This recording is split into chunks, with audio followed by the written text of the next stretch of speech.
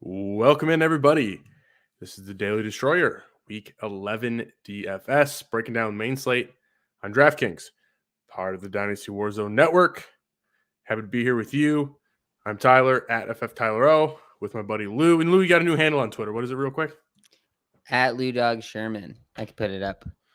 Awesome. All right, so we're jumping right into this Week 11 slate here. Real quickly, actually, as we always do, recapping last week, real quick, how did it go for you?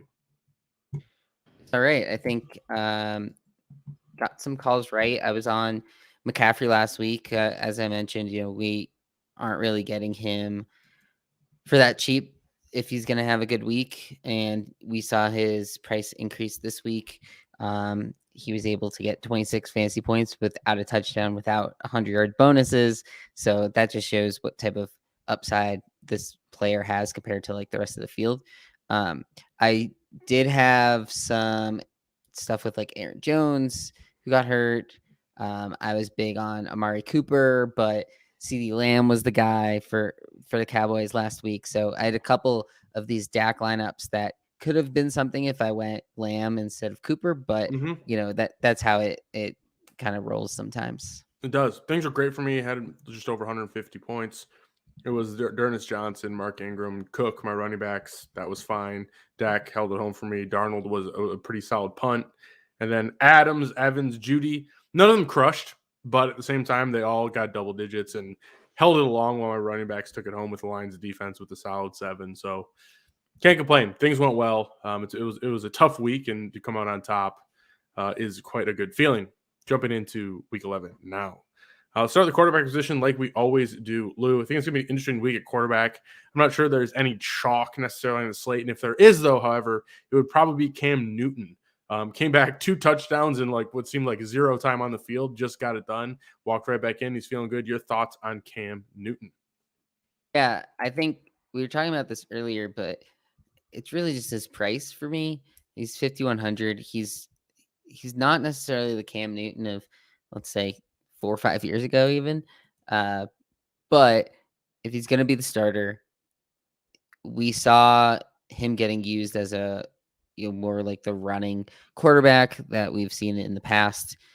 It seems like he might not know the system all that well. It might be a little more separated than we would like, but I think he's going to get mostly, if not everything, as the quarterback this week. And I don't know, he's got the upside of rushing touchdowns, and I think that's what really stands out to me at 5,100, where we've seen guys like Trey Lance, Justin Fields, who we were playing them more for the rushing upside, but we know Cam Newton is a goal line back. We've seen a lot of it. Yeah, he's going to be in there. Yeah, when he's running the ball, it's likely going to be in the red zone, and that's why I think he is a little better of a floor than some of those rookies who we haven't really seen how they're going to get used.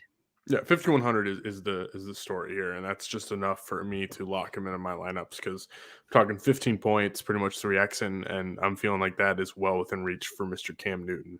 Wanted to talk a little bit about some of these quarterbacks at the top. I think there's a couple interesting things here. One, Mahomes being the 4th highest priced quarterback. It's been a while since he's probably been down that low.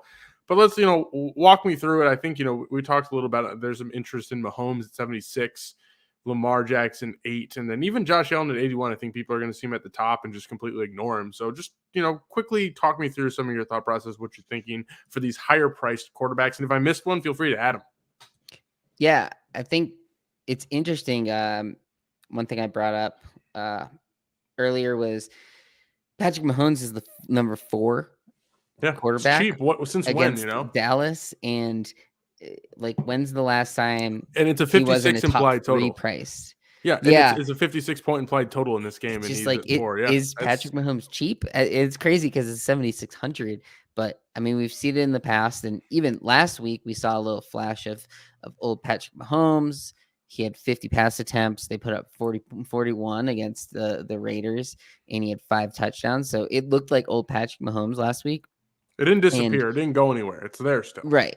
So I think Patrick Mahomes, it's going to be likely the most common game that people go to. I think it's going to be the type of game that like normies are going to go on and click on, people that aren't like grinding the DFS streets like us. And that's where like a Mahomes and a Dak, I think people are going to look at and want to play, but they're going to be less likely to play a Kyler coming off of injury. He's missed a couple games. I think people somewhat forget about him, Aaron Rodgers. So there's a lot of guys that are in very good spots here that might get somewhat forgotten because I think a lot of the ownership is going to get driven towards that Mahomes and Prescott matchup. So for me, I'm really intrigued by going to Josh Allen because he's the most expensive. People might somewhat forget about this game. It's something that last week he had over 300 yards, a couple touchdowns, had a pretty solid week, but it was against the Jets. This week against the Colts, I think it's the type of game that I could see because the Colts will fight back. I could see that game getting out of hand. Like, it wouldn't surprise me if this is another one of those like Josh Allen, Stefan Diggs games. Yep. So I have interest in Allen as far as like tournaments go, but I think in cash, the only guy over 7K I'd go to would be Dak, or I'm probably going all the way down to Cam Newton. Any other quarterbacks out there that you think might be worth a play? A couple that come to mind is, I'm looking at this Raiders and Bengals game, and I feel like it's got a good chance to go the over. So naturally, I'd bring you to Burrow at 66 and Carr at 59. Always cheap Carr. Thoughts on these two quarterbacks, and then maybe this game in general, what you think is going to happen? Yeah, I think you can do so much at quarterback this week. That's where, even though Cam, I think, might be the highest owned quarterback, at least in cash games, it's kind of hard to stack him. You could stack him with like McCaffrey or DJ Moore, I guess, but some of these other quarterbacks, it's like easier to stack them, where a lot of the targets are going. Yep. And you're playing them off that stuff. I think what's kind of interesting, like, it's gross, but I mean, Joe Flacco is starting at 4,600 against the Dolphins. So like, I could see people doing that, but I think what's interesting No, Dolphins to me, defense has been good, man. Opposite. Tua is 5,500. It's a way to still be in that Cam range, but not play Cam, and it's against the Jets. So people forget that Tua has been good when he's played full games and been healthy. He has looked better than I thought he has or thought he would be. So I mean, I like the Tua call. The only concern I have with Tua is, I mean, last week he only had the 30 pass attempts when he came in, and he had 150 yards still. Like, he's had a lot of games this year with at least 40 pass attempts, but he only has one game over 300 yards. So he hasn't really been running the ball that much. He's not like running for touchdowns. He has the last 2 games, but before that, like, he doesn't have any games with more than 4 carries. So in that side, like, it's hard to play someone around Cam Newton that doesn't have that rushing upside and isn't really throwing like 300-yard bonuses. That's where it's almost like at that point, just go all the way up to Derek Carr, who does have a higher likelihood of having, say, 300 yards and a couple touchdowns in there. So it's almost like when you get to Tua, like, are you comparing then Tua to Derek Carr, and then all of a sudden you're paying 800 more than Cam Newton. So I'd have some interest in Tua, I think. What do you think about him versus like Derek Carr? So the matchup isn't that bad. I know there's a couple concerns. I think one, even though I have liked how Tua has looked, there's still some, just like the offensive line on the Dolphins is bad. The pass catching core is pretty roughed up at this point. He's still clearly still healing from this finger. Like, they didn't even want him to go last week. Yeah. I mean, I don't like. I'm not playing him in cash. I don't hate the call. I don't know what I'd stack him with. And my other concern is I'm not a huge Gaskin supporter. I'm not looking to Gaskin this week, but the Jets are also free money on the ground for running backs. And this could be a game where Gaskin just gets it done with a couple tutties. They just like lean on the run. Don't like to run the ball more than like 10 times in the game. It's interesting because it's the Jets who it's free money. Like it's free real estate to run the ball on the Jets. So that's where it gets me. Like I don't have enough answers to what I think can happen in this game. And usually that's just going to be a void, especially when it's two teams who just aren't that good. Yeah. And I mean, this is, I talk about a lot with games that are like two bad teams playing each other. But this one feels more like two bad teams playing each other that aren't going to score a lot. It's just going to be like kind of a slow moving game. The Dolphins are likely just going to control clock, and they're just going to try to get to the end of the game as fast as they can. Because I don't know, like neither of these teams are really that good, but it's still a division game, and it still matters who loses as far as like draft pick season's coming up. Like, do teams throw games to get draft picks and things like that? So yeah, I mean, I actually think this game's not going to be a slog. I don't think it's going to be slow paced. I think it has a chance to be pretty averagely or above averagely paced. It's just an ugly situation where it's like, all of a sudden Albert Wilson scoring touchdowns. Yeah. And then like Keelan Cole catch. Like, I mean, I don't like feel. I mean, Crowder maybe goes off. Like, who knows? Like, it's just there's so many variables. Bad options. Yeah. So like, how do you choose? Exactly. I think that's what it comes down to me, because I think there could be some points here. I can't really guess where they're coming from. Anyways, that's good chat. Let's pool of 3 quarterbacks, add one, talk about it if we haven't spoke on it yet. Yeah, for me, I'm going to go with Josh Allen, Cam Newton, and Dak Prescott. But I also really, we'll talk about it. Are we doing an honorable mention? Hit me. I like the idea of playing Rodgers in tournaments because of how chalky AJ Dillon's going to be. Fair enough. Cam, Josh Allen, Dak. That's the pool. We're going to running backs. Great segue. AJ Dillon, man. Yeah. Probably going to be one of the highest owned players on this entire slate. And he's gotten volume when Aaron Jones is out. Even when Jones is in, he's still gotten volume. The issue for AJ Dillon as an asset this year has been that Aaron Jones has been getting majority of the red zone carries, goal line carries, and the pass work. So if you're a running back without getting green zone, red zone carries, and pass work, like, it is a bad situation. But that's all open for him now. He seems to be the bell cow. 20 touches in this game, I think. No, it's a lock, but it's pretty damn likely it's going to happen. So 6,200 sounds really good for AJ Dillon. Adding thoughts there for me, Lou. Yeah, I think he's just somewhat underpriced for what role he's likely going to get in a game where they could easily just plug him in as he's Aaron Jones when Dillon was out, or when like Jamal Williams was out, where like we kind of know what the trees look like when Aaron Rodgers is quarterback for the Packers. It seems like that. We have like the Very Vikings, condensed. The Vikings, Seattle. We don't guess where those targets are going. It is a very narrow target distribution. So I'm with you on this. It's going to be Dillon's going to get at least 15 touches. Adams is going to get at least 8 targets. Probably 12. And everyone else gets like 1 or 2 targets. And that's pretty much it. Like, if you want guys on the Packers, you know where the ball is going. You know, there's likely it's going to be Adams and Dillon getting the touchdowns.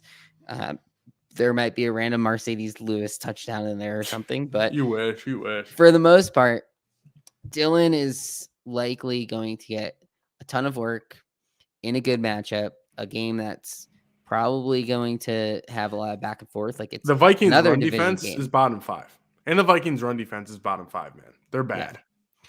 So I think he'll be able to run.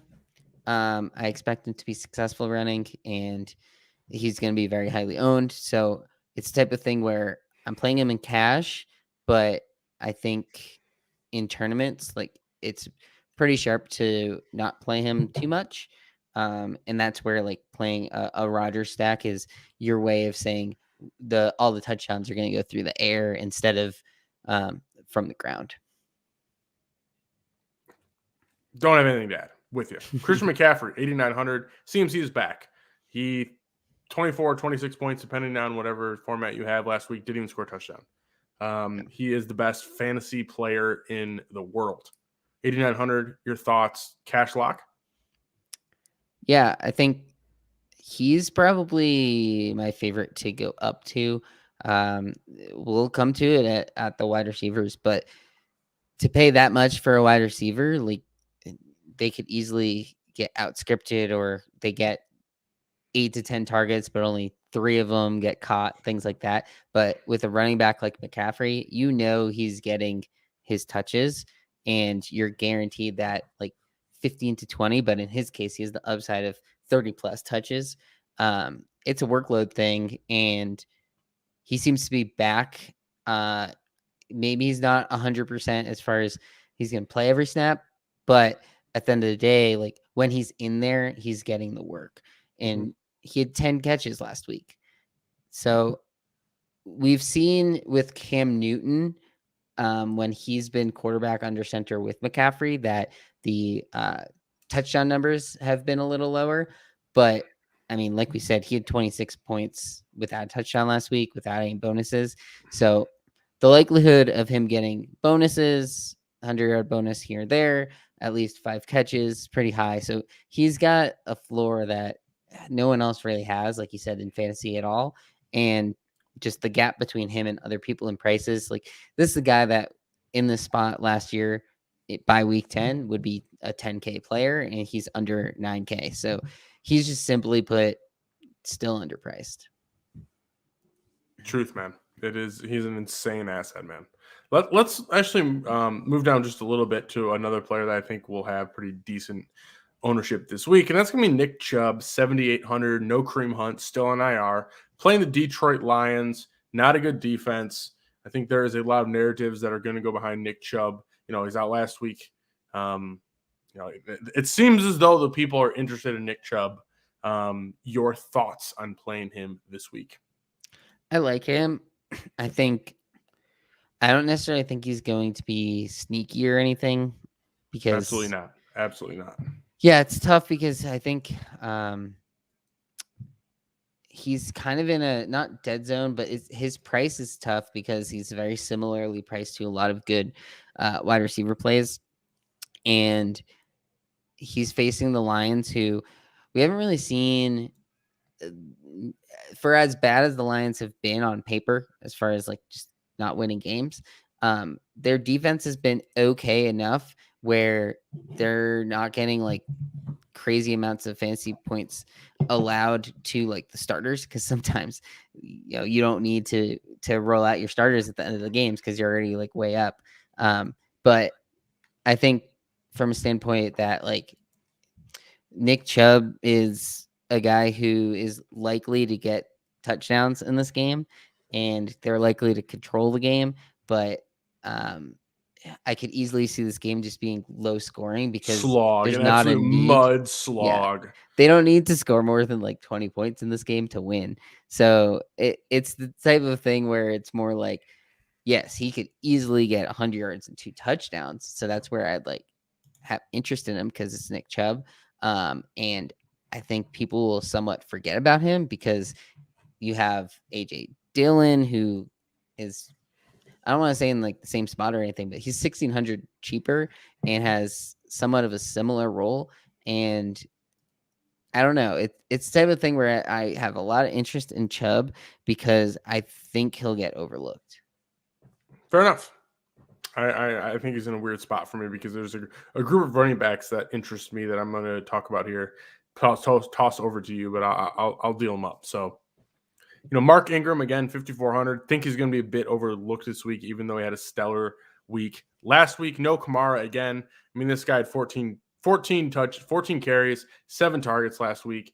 Very similar situation. Eagles are a pretty easy matchup for running backs at this point. So, I mean, you're feeling good about 18 touches in this game for Mark Ingram against the Eagles. Sign me up.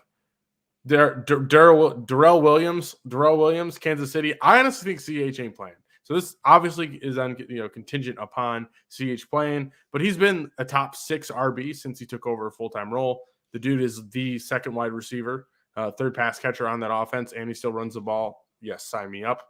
And then Jeff Wilson Jr., it looks like Hasty is out, and then Elijah Mitchell is now looking doubtful.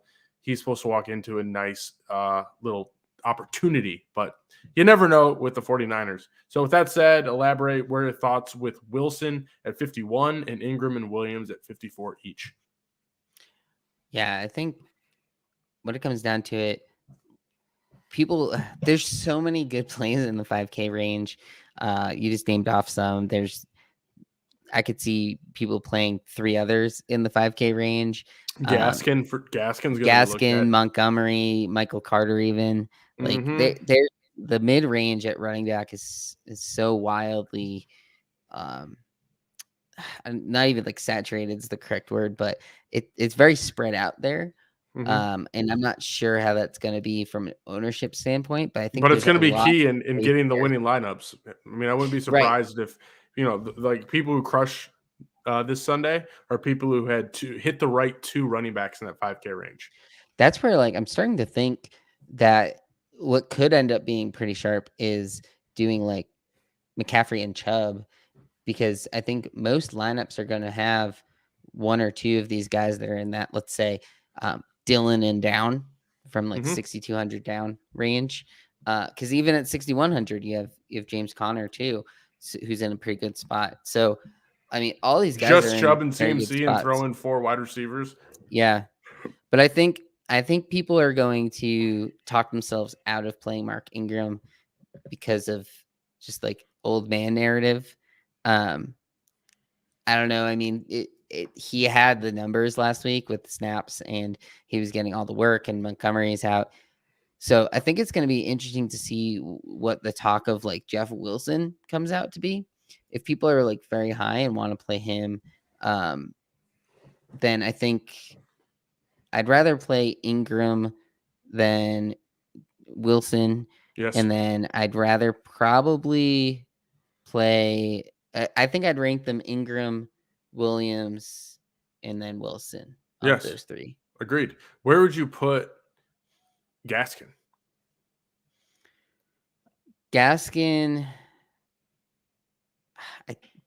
Probably without CEH. We're assuming this. I would put Gaskin under Williams and above Wilson. Fair. But I still think I'd rather play Ingram. Williams and Ingram. Yeah. I'm with you on that, man.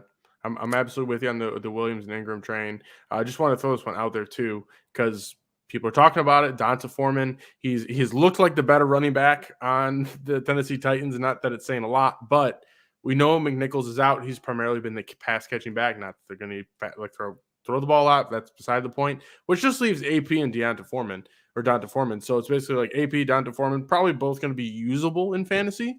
But I would think Foreman's going to be getting the pass work if there is any, even if it's just 3 or 4 catches. I mean, 4,900, a couple catches for 30 yards with 8 or 10 carries. I mean, the path 3X is there. Thoughts?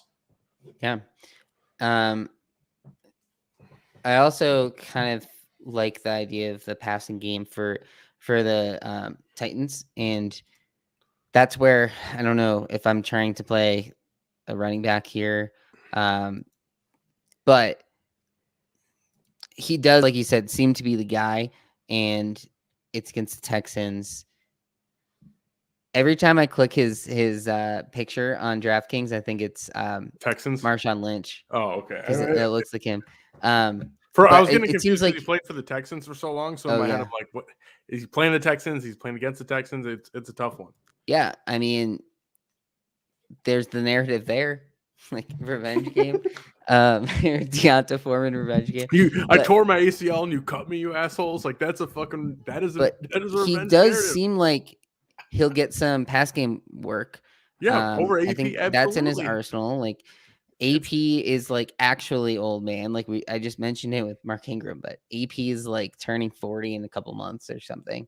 I think he's actually 38, right? But 36, something like that. He's old, man. Anyway, like I think AP. Who's older? Who's older?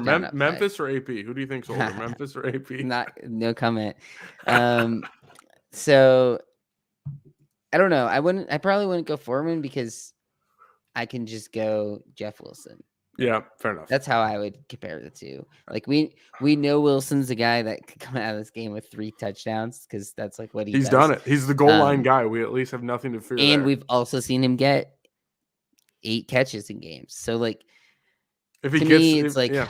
I'm not gonna go to Deontay Foreman because like I'll Wilson's just find it to get 200. Wilson now that that's there. Yeah, I think that's sort of what I'd look in that range. Let's I go don't to know. pool. What do you think about that higher up range that I was talking about? Like, if everyone's gonna be on Ingram and Wilson, like the Ravens' rush defense hasn't been all that great, and we know what David Montgomery can do when given a full workload. He came back last week, averaged about 5 yards a carry.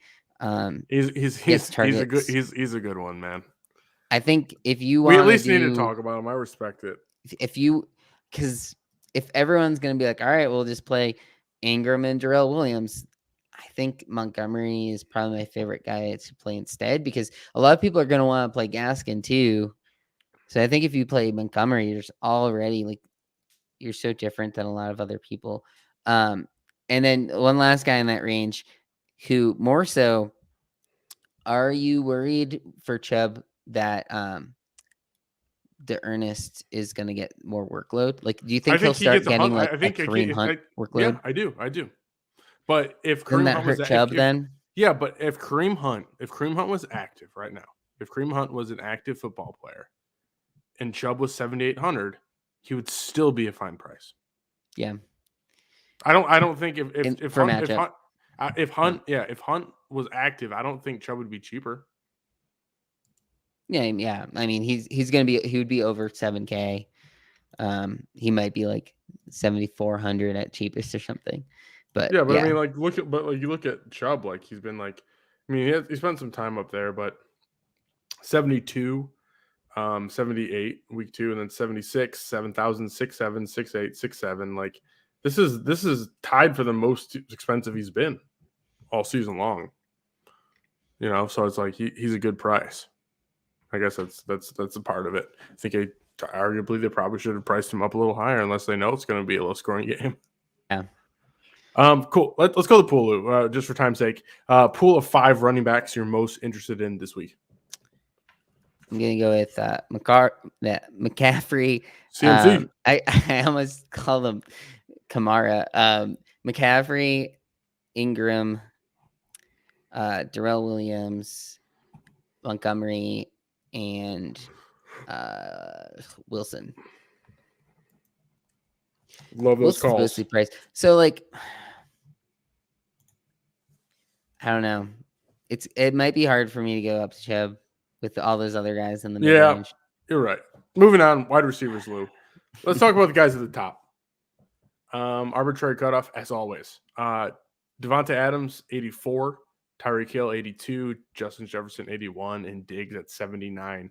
Those are the 4 highest wide receivers on the slate. Your thoughts on how you're going to be play any, if all?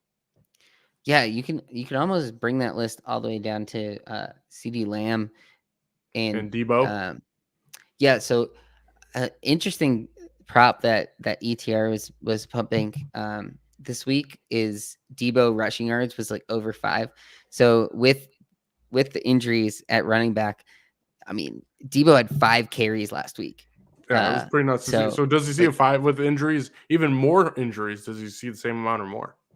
Yeah, I just think his floor is somewhat higher than some of these other guys, just because he's going to get a few rushing attempts, especially in their current matchup, and that increases the likelihood of touchdowns as well.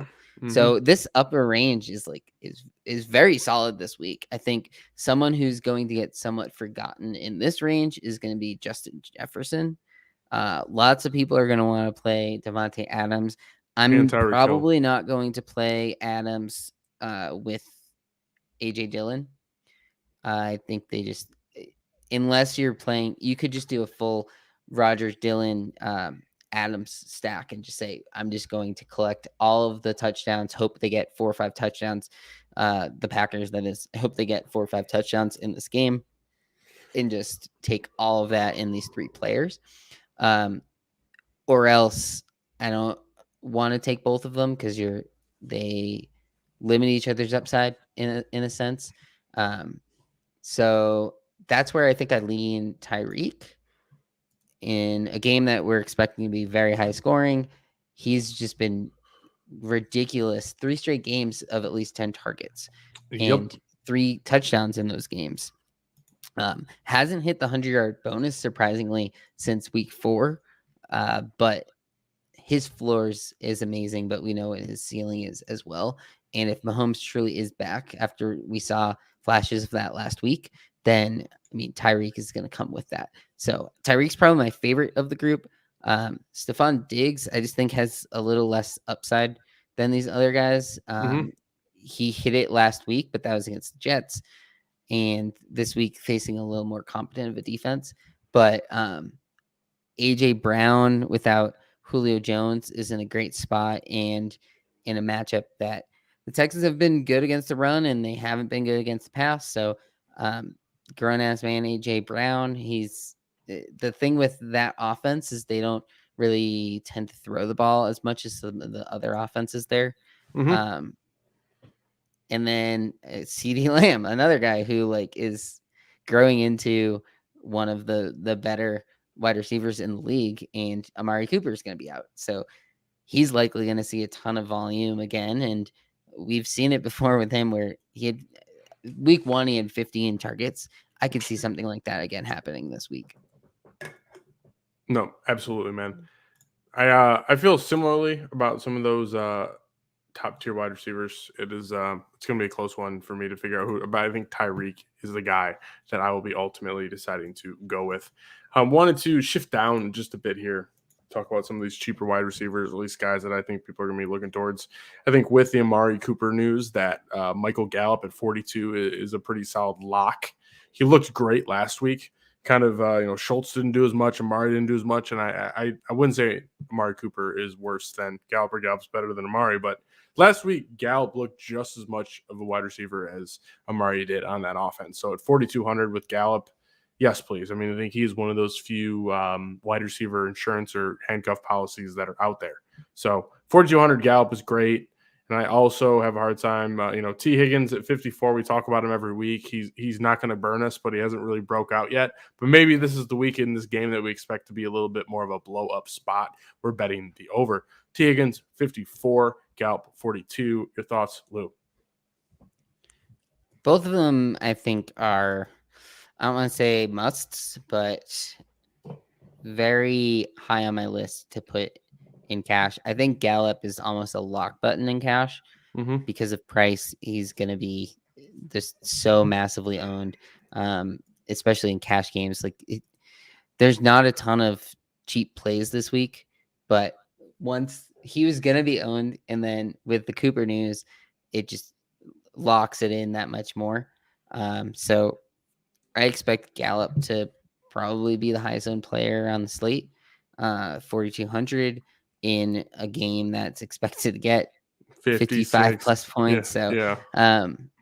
Yeah, to me, Gallup is the first guy in my cash team.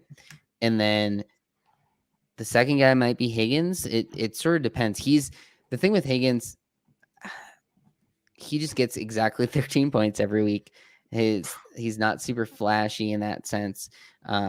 He hasn't had any games this season of over 20 fantasy points on DraftKings, but he always seems to get at least 10. So it's a type of thing where for cash, like strictly off of the fact that they still haven't made him 6K, each week we're going to have this discussion with T. Higgins where, all right, are you paying 5,400 for 13 fantasy points and just locking that into a cash team? And I mean, I probably will, just because one of these weeks he'll like get a touchdown and then all of a sudden he has 20 points. So, I mean, for me, this with the volume that he gets and the floor that he's getting 4 or 5 catches for 40 yards at least. So for me, I have interest in playing them in cash, but I think in tournaments, it's You can still play some Gallup, but just know that a lot of other rosters that you're playing are going to also have Gallup. So do you have specific guys you're looking for in that range? Because it's tough for me because someone like Rondell Moore is right there, but he also doesn't really have No, he doesn't too get enough much of a work, bro. ceiling. I think Seems like Kirk's the guy. Rashad Bateman Okay. at 4,500. I think that I wouldn't be surprised to see 35, 40 attempts out of Lamar in this game, just the way I expect the Bills to come out and play some defense. I mean, the Bears to come out and play some defense. So he's probably the best one. I think that Sammy Watkins hurt the Ravens more last week than he helped them. And Bateman still saw 55%, I believe, snap share. So I think Bateman's number 2. I think we see a lot more of him. I think there's a lot of passing going on in this game, at least from the Ravens side of things. Like they've proved themselves to be a bit of a passing team. So they're going to try to limit Lamar as a rusher, but challenge him to pass. But the Bears have been below average pass defense. So Bateman's been getting the looks. I at 4,500, I think is a cash play. Like you look at what he's been doing, and like things have been pretty good. In terms of him getting full-time snaps. Like he is a safe play. He's getting targets, he's getting yards, he's getting volume. So 4,500, I could easily see myself with some Bateman. Yeah, and I mean he's gotten at least 6 targets in every game. So the floor seems pretty good, and he's probably the best pivot off of Gallup chalk. You're in that same price range, so you're not doing that much different with the rest of your lineup. But in my mind, one of these weeks, he's probably going to end up breaking out a 60-yard touchdown. So might as well start playing him while he's cheap. Because if he gets one of those, then all of a sudden he's 5,100 next week. So I like the Bateman call.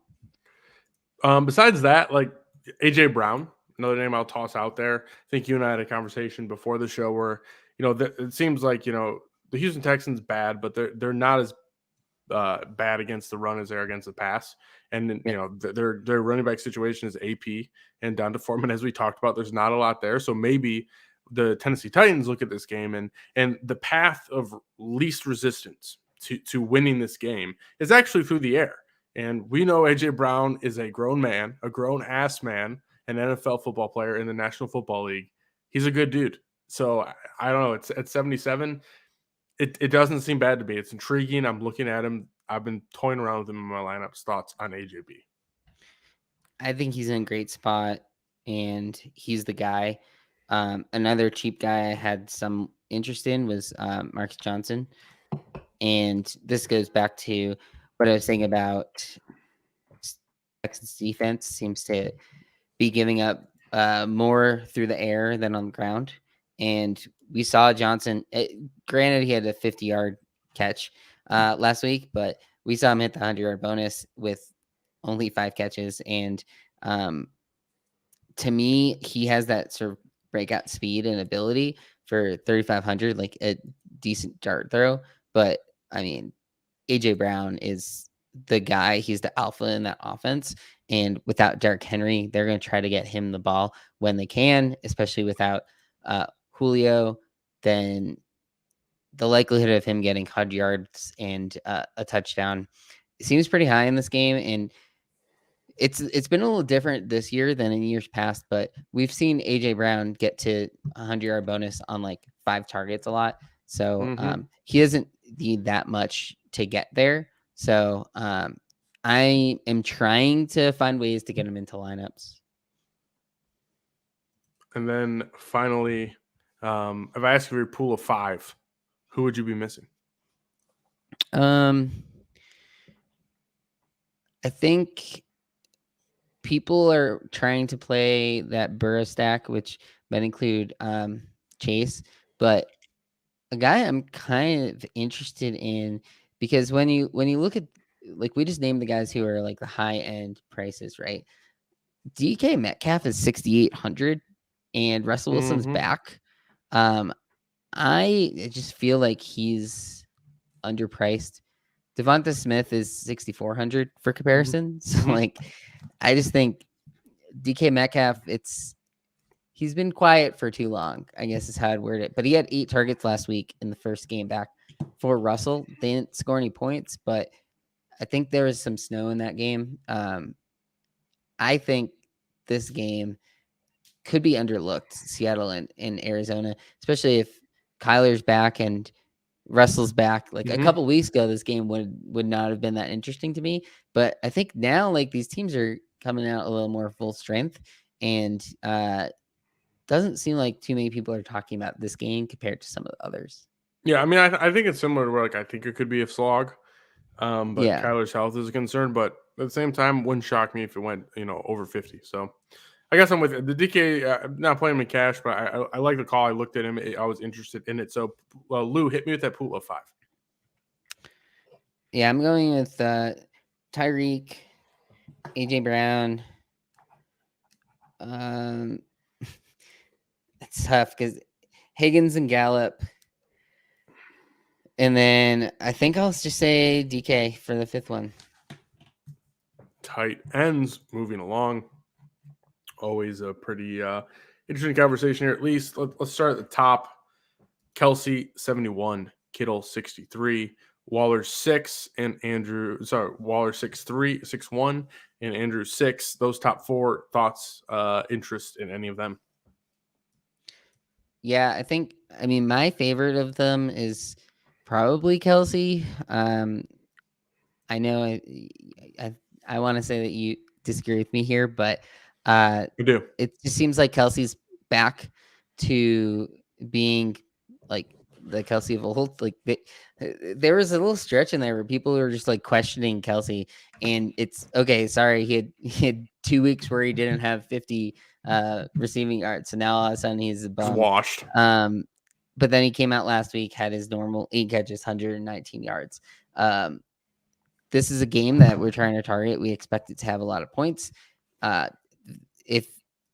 If you were to tell me going into last week, Patrick Mahomes is going to throw 5 touchdowns in this game, and none of them went to Travis Kelce, that would just surprise me. So, Yep. A lot of times what happens is he'll, in a sense, like choose, okay, this is a Tyreek week or this is a Kelce week, and they're the guys. So I think if a lot of people are going to be on Hill already, then you could easily go with, say, AJ Brown or Devontae Adams, and then take Kelce as your exposure to that game. So I personally, I prefer Kelce.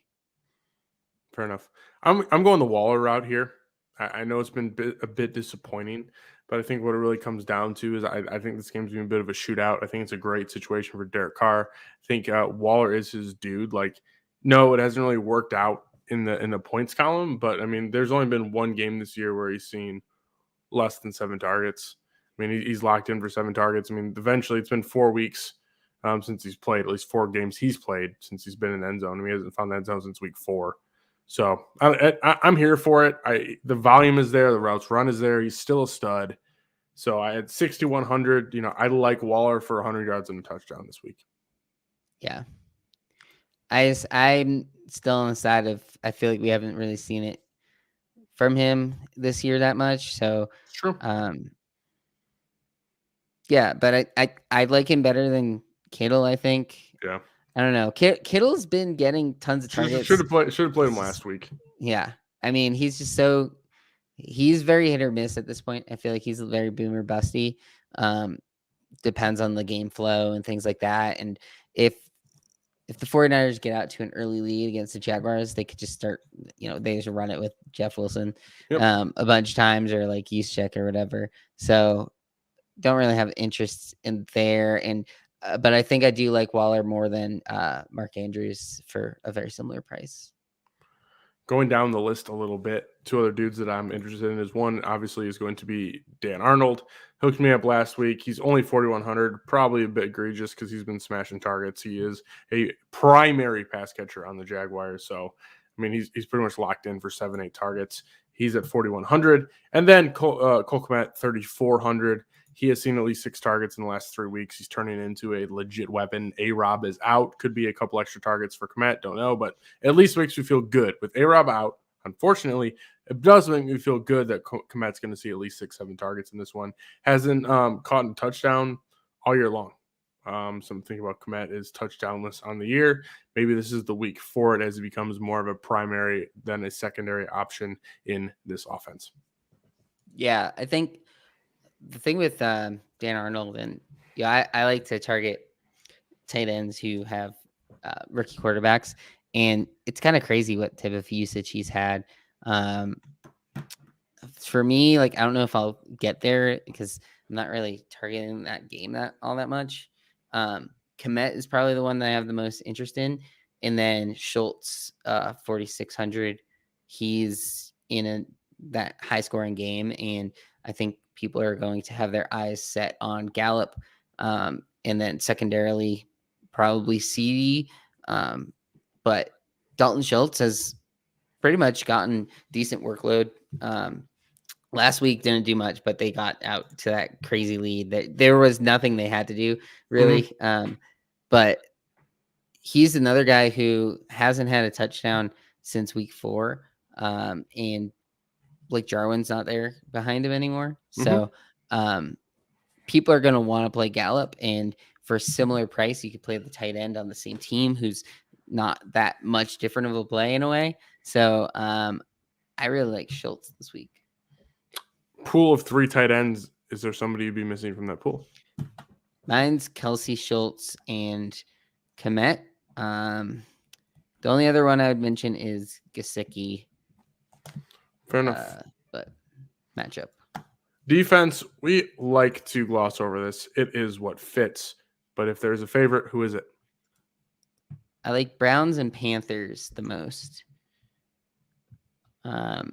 Browns obviously facing the Lions. We've seen a lot of teams that face the Lions get priced closer to 4K. They're only 3,100, and the Browns defense is pretty good in general. So I like that 3,100. Trying to get up to them if I can. And then Panthers, kind of what we've talked about already. We both are on the side of we think the Panthers control this game pretty well. And with that, I think their defense as well. Their defense has been a big part of why they've had some success this year. So those are my favorite 2.